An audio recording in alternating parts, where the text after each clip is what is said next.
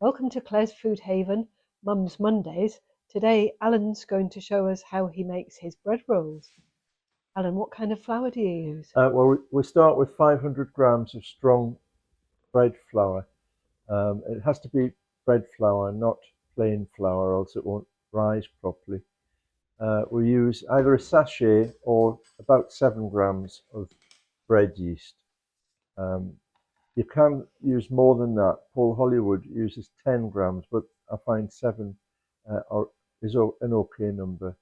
Similar amount of table salt, but make sure you put it at the opposite side of the bowl to the yeast, because it reacts badly with the yeast. Why is that, Alan?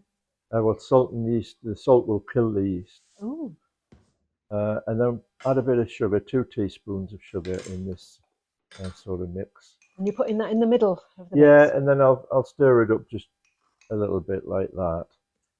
And then by that time it's sort of mixed in with the flour. Now you need some fat in this. I use lard, 40 grams of lard. I've used butter, I've used oil, but I find the crumb is nicest if you use lard, which is a pork product. So if you don't use pork, you could use oil or butter. Is that water you're adding now? Yeah, I'm adding 300 grams of lukewarm water. And the way I judge the warmth of the water is if the water feels warm or cold to my finger, then it's too cold or too warm. It's best if you put your finger in the water and you really can't feel much at all. So it's like blood temperature. That's right. And then we're just setting it away now in the stand mixer with the dough hook attached. And it needs to be kneaded for 10 minutes. Now, you can use a stand mixer, as I am. I wouldn't try and do it with a hand mixer, but you can do it by hand, the old-fashioned way of kneading it on the bench.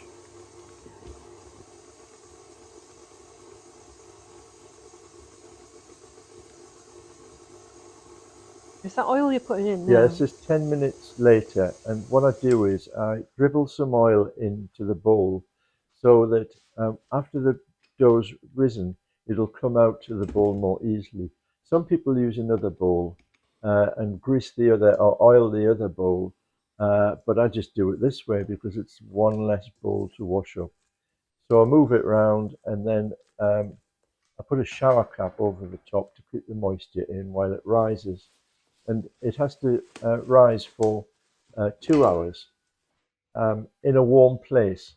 Typically, I use our oven with the light on, and that's sufficient in itself.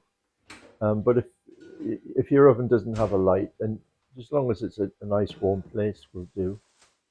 And then next we're going to shape the risen dough. You can see that the dough's risen. This is 2 hours later then? This is 2 hours later.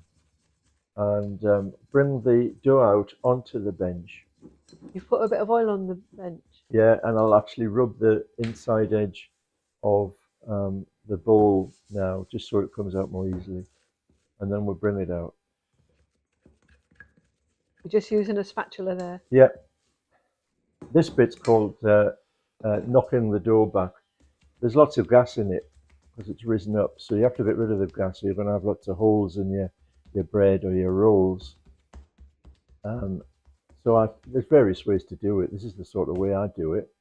Sort of squash it a little bit first of all, and then roll it up, and then give it a gentle knead just to push any air out of the dough that's still in there. And once we've done that, it's a question of dividing it up into the right sizes to make, in this case, I make 8. You can call them morning rolls if you're in Scotland, as we are. I call them baps because that's what you call them in the northeast of England. But it's the same thing. Are you weighing them out there? Yeah, I am. I know from experience that this mixture of dough weighs between 875 and 880 grams. And so I'm looking for about 110 grams per bap. And that's what I'm doing there now. So you want to get them an even weight so that they'll cook evenly? Exactly. Doesn't have to be exact, but near enough. Is that flour you? Yeah, putting it's on just ordinary plain flour just to stop them sticking on the bench.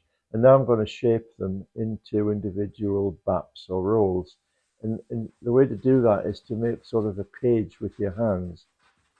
My hand's actually slightly above the dough that I'm rolling round, and it makes it into a nice round ball shape, doing it that way.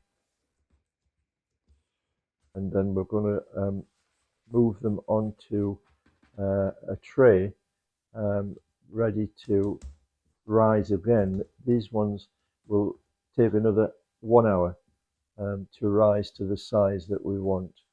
So they need a second rise. They need a second rise, and they're on a baking tray, which you'll see in a minute.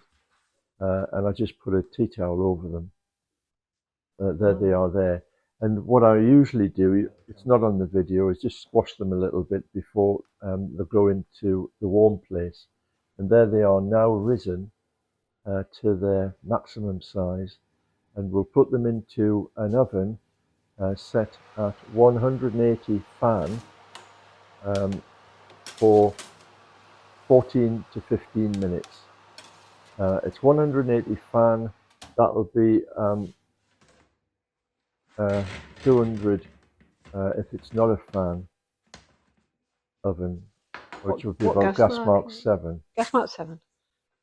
And now I'm bringing them out. You can leave these in longer. We like a soft crust on the baps. These are a soft morning roll or a soft bap, but you can leave them for another 5 minutes and get a really crusty roll. They look fantastic, Alan. Thank you.